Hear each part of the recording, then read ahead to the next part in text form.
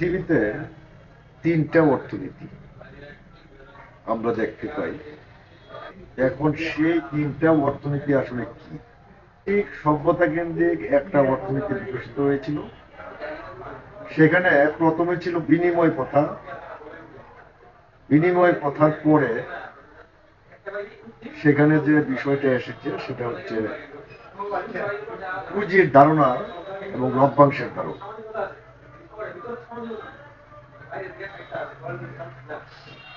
পুঁজি, লভ্যাংশ, সুদ, এই সমস্ত ধারণা নিয়ে যে অর্থনীতিটা গড়ে উঠেছে সেটা হচ্ছে পশ্চিমা অর্থনীতি। একটা অর্থনীতি গড়ে উঠেছে আরব দেশে, যা প্রবর্তন করেছেন ইসলাম ধর্মের নবী হযরত মুহাম্মদ সাল্লাল্লাহু আলাইহি ওয়াসাল্লাম। এবং এই অর্থনীতিটাকে আমরা বলি ইসলামী অর্থনীতি। এই অর্থনীতিতে সুদকে হারাম করা হয়েছে। বায়তুল মালের মাধ্যমে সম্পদের সুষম বন্টনের কথা চিন্তা করা হয়েছে। আরেকটা যে অর্থনীতি সেটা মূলত ইউরোপে বিকশিত হয়েছিল। সেইখানে কার্ল মার্কস প্রথম ধারণা দেন পুঁজি এবং উদ্বৃত্ত মূল্যের ধারণা। তিনি প্রথমে চিন্তা করে আবিষ্কার করেন যে মানুষের শ্রম যেখানে ঢুকে সেখানে বস্তুর মূল্য বাড়ে। ধরেন কোন একটা জঙ্গলে একটি গাছ আছে, সেই গাছটির কোনো মূল্য নেই মানুষের কাছে। যখনই এর মধ্যে কুঠারের উৎপন্ন, একজন মানুষ গিয়া শ্রম বিনিয়োগ করলো, একটি মূল্য সৃষ্টি হলো। তারপরে সেই গাছটিকে আবার যখন পরিবহন করে নিকটবর্তী কারখানার কাছে আনা হলো গাছ কাটার, তখন এটার মূল্য আরো বেড়ে গেল। তারপরে কাঠটা যখন প্রসেস করা হয় কারখানায়, সেই যে প্রক্রিয়াজাত যে কাঠটা, সেটার মূল্য আরো বেড়ে যায়। সবকিছুর মূলে রয়েছে মানুষের শ্রম। এক শ্রেণীর মানুষ টাকা বিনিয়োগ করে সেই শ্রমটাকে ব্যবহার করে এই মূল্য বৃদ্ধি করে। এই বিষয়টা প্রথম যিনি দেখিয়েছেন তিনি হচ্ছেন কার্ল মার্কস। তিনি এইভাবে উদ্বৃত্ত মূল্যের ধারণা মানুষের সামনে উপস্থাপন করেছেন এবং তিনি বলতে চেয়েছেন যে আসলে যে কোনো মূল্যের জিনিসের মূল্য নির্ধারণ হয় তার ভিতরে মানুষের শ্রম কতটুকু ঢুকেছে তার উপর। অর্থাৎ পুঁজিপতিরা যে বিষয়টা লভ্যাংশ হিসাবে নেয় সেটা পুরাটাই মানুষের শ্রম, অর্থাৎ মানুষের শ্রমকে মেরে তারা পুঁজিপতি হয় এবং লাভ করেন, ব্যবসা করেন। পুঁজির ধারণা, এই পুঁজির ধারণা এবং লভ্যাংশের ধারণা বা বাজার অর্থনীতির যে ধারণার বিপরীতে কার্ল মার্কস যে তত্ত্ব দিয়েছে যে যদি সেটার মধ্যে সামাজিক মালিকানা প্রতিষ্ঠা করা যায় এবং মানুষের শ্রমের প্রকৃত মূল্যায়ন করা যায়, তাহলে বৈষম্যহীন একটা সমাজ ব্যবস্থা গড়ে তোলা সম্ভব। এর প্রেক্ষিতে রাশিয়াতে ভ্লাদিমির ইলিচ লেনিন একটি বিপ্লব ঘটিয়েছেন। এই বিপ্লবের মাধ্যমে একটি সমাজতান্ত্রিক রাষ্ট্র কাঠামো গঠন করেছিল এবং সেখানে একটা অর্থনীতি বিকশিত হয়েছিল। সেই অর্থনীতিটা হচ্ছে সমাজতান্ত্রিক অর্থনীতি। তাহলে আমরা দেখতে পাই যে পৃথিবীতে তিনটা অর্থনীতি বিকশিত হয়েছে। একটি হচ্ছে ইসলামী অর্থনীতি, একটি হচ্ছে পুঁজিবাদী অর্থনীতি, আর একটি হচ্ছে সমাজতান্ত্রিক অর্থনীতি। এখন পুঁজিবাদী অর্থনীতি একটা শ্রেণীর মানুষের প্রতিনিধিত্ব করে, সেটা হচ্ছে সমাজের উপরের শ্রেণীর বা ব্যবসায়ী শ্রেণীর বা ধনিক শ্রেণীর বা বণিক শ্রেণীর প্রতিনিধিত্ব করে হচ্ছে পুঁজিবাদী অর্থনীতি। আর সাধারণ মানুষের প্রতিনিধিত্ব করে দুইটা অর্থনীতি, সেটা হচ্ছে একটা হচ্ছে ইসলামী অর্থনীতি আর একটা হচ্ছে সমাজতান্ত্রিক অর্থনীতি।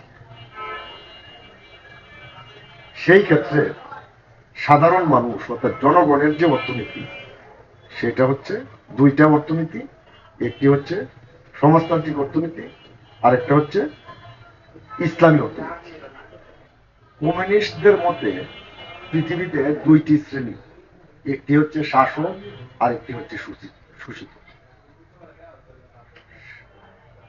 শাসক শ্রেণী শোষিত শ্রেণীকে শাসন করে এবং তাদের শ্রম দাম শুষে নিয়ে তারা আরো ফুলে ফেটে উঠে। এর মধ্যবর্তী একটা শ্রেণী আছে, তাদেরকে বলা হয় মধ্যবিত্ত শ্রেণী বা পেটি বুর্জুয়া শ্রেণী।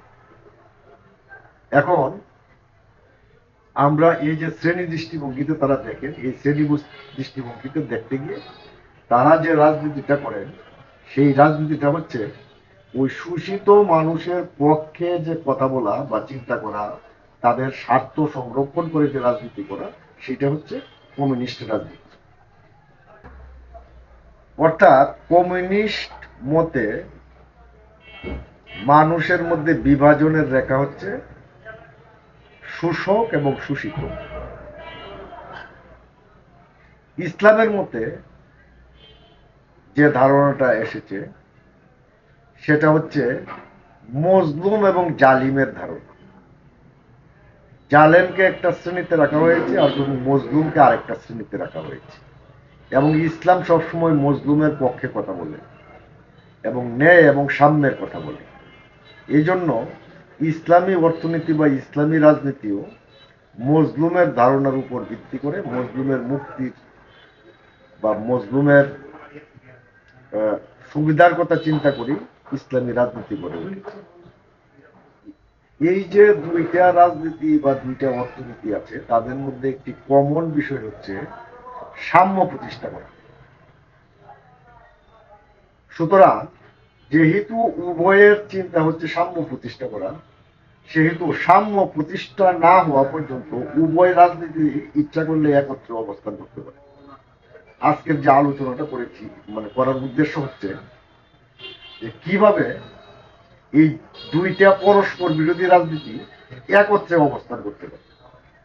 যতক্ষণ পর্যন্ত সাম্য প্রতিষ্ঠিত না হবে, ততক্ষণ পর্যন্ত এই যে কমন বিষয়টার উপর দাঁড়িয়ে কমিউনিস্ট এবং ইসলাম প্যারালাল রাজনীতি করতে পারে। পরবর্তীতে এই সাম্য প্রতিষ্ঠিত হয়ে যাওয়ার পরে তারা হয়তো আলাদা হয়ে যাবে, তাদের তাদের তাদের মিশন এবং ভীষণ বাস্তবায়নের জন্য। সুতরাং যে শত্রুতা পরে ঘটতে পারে, সেই শত্রুতা আগে ঘটিয়ে পরস্পর বিরোধী অবস্থানে থেকে মজলুম বা শোষিত শ্রেণীর মধ্যে যে বিভাজন রেখা তৈরি করা হয়, সেই বিভাজন রেখা তৈরি না করে সকল মজলুম, সকল শোষিত মানুষ একসাথে চলবে, এই প্রত্যাশা আমরা করতেই পারি। যদি আমরা এই বিষয়টা বাস্তবায়ন ঘটাতে পারি, তাহলে পুঁজিবাদী যে বিশ্ব ব্যবস্থা আছে, সেই বিশ্ব ব্যবস্থার প্রধান কাউন্টার হয়ে দাঁড়াবে এই দুইটা দর্শন। আপাতত এই দুইটা দর্শনের প্রধানতম কাজ হচ্ছে পুঁজিবাদী সাম্রাজ্যবাদী দর্শনকে কাউন্টার দেওয়া, তাদের বিপরীতে দাঁড়িয়ে যাওয়া। পুঁজিবাদকে আমরা যখন পরাস্ত করতে পারবো, তখন হয়তোবা আমরা আমাদের নিজ নিজ পথে অগ্রসর হওয়ার চিন্তা করতে পারবো। তার আগে আমাদেরকে অবশ্যই সাম্রাজ্যবাদ, সামন্তবাদ, সম্প্রসারণবাদ, আধিপত্যবাদ, এই সমস্ত বিষয়গুলির বিরুদ্ধে আমাদের ঐক্যবদ্ধ থাকতে হবে। এবং ঐক্যবদ্ধ থাকার যে তাত্ত্বিক ভিত্তি, সেটা নিয়ে আজকে আমি ভাবছিলাম।